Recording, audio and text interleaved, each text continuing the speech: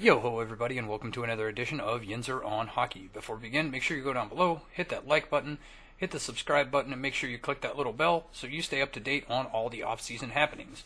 So today I want to talk about a couple of signings for the Pittsburgh Penguins and give my perspective on how it may shape the roster going forward into next season and years beyond.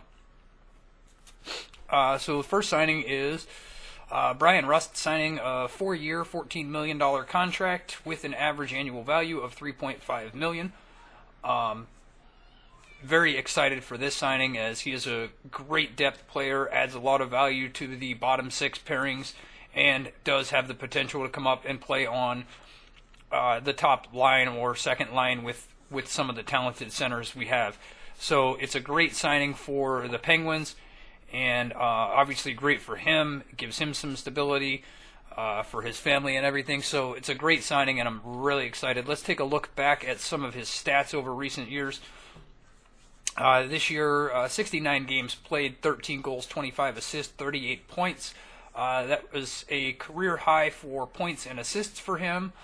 And he's very well known for his prowess in the playoffs. He plays really well in the playoffs, especially in Game 7 scenarios and elimination scenarios. He's been an outstanding player, and those are the type of things that you can't really quantify, but it does add a layer to his value and how he's performed in the postseason for us.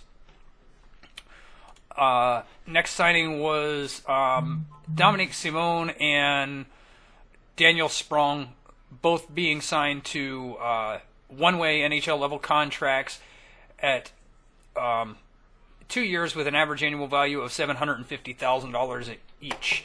So these signings for the Penguins is tremendous value. If these guys reach the potential that most Penguins fans, myself included, anticipate them becoming, Daniel Sprong was the leading scorer in the AHL last year. First team AHL All-Star, first team AHL All-Rookie team. So great productivity from him. Had a small impact at the NHL level this year in 8 games played, 2 goals, 1 assist, 3 points. All 3 of those points were coincidentally in one game against the New York Rangers. A phenomenal game, coming out party of sorts for him. Never kind of got his footing and got that consistency going like most anticipated he would. Does have to work a little bit on his defensive game to match the intensity of the NHL level. So as long as the coaches can get him brought up to speed on defensive responsibilities, he could be an excellent asset for the Penguins in the next 2 years. And they could get great value out of this contract at $750,000. So fantastic signing for the Penguins, and it is a very good for the next couple of years for the Penguins. For Dominic Simone, 33 games played this year, 4 goals, 8 assists, 12 points. Also played some time in the playoffs for us, 8 games, 3 assists for the Penguins in the playoffs this year. So played a lot of top-line minutes with Sidney Crosby in the playoffs.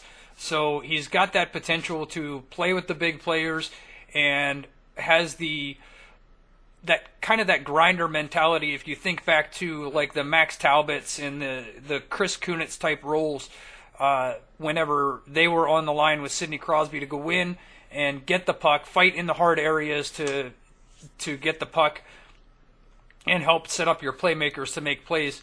I really like the way Dominic Simone plays his game, and I hope he continues his development along this track. And it would be great for the organization to have this type of stability with their youth to continue to be able to keep our big contracts in place while cycling these younger guys into these team-friendly contracts that helps the stability of the team and helps us remain competitive for years to come. So I enjoyed all of these signings, all very good for the team.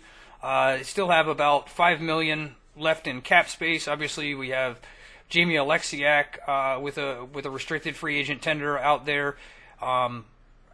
They did not tender Riley Shahan or Tom Kuhneckel, so they'll have to bring back some depth or find a way to work some depth into the roster with the limited cap space they have. But all in all, I foresee another great competitive year for the Penguins, and these signings will be instrumental in our success next year.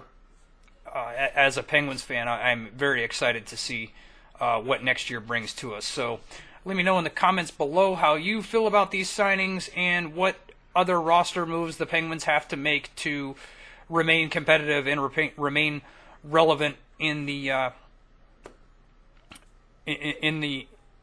race for the Stanley Cup next season and seasons to come.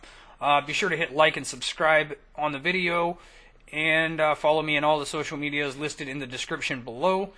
Thank you all for watching, and until I see you next time, have a good day.